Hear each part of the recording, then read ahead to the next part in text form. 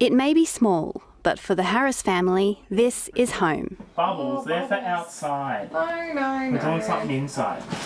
Struggling to save, they invested in a tiny house, leaving the ACT to rent a patch of land in New South Wales. The prices in Canberra are so high that we couldn't save enough for a deposit. It's a lifestyle they've come to love. It has given us more time together as a family and really appreciating the small things in life. But it wasn't easy. The rules around tiny houses state to state are different and trying to navigate whether or not a tiny house is allowed, it was challenging. Even just the clarification of what a tiny house is would make it easier. But not every tiny house owner is lucky enough to find a place to park.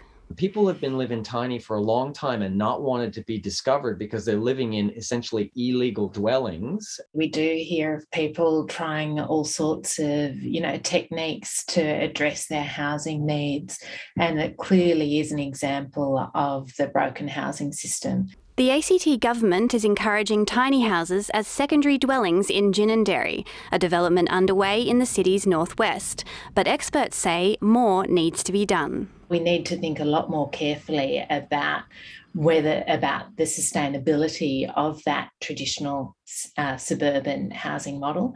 And we also need to embrace the apparent appetite for smaller and more diverse housing typologies. In the meantime, some families are making do with the tiny spaces they have. Niki, Burnside, ABC News, Canberra.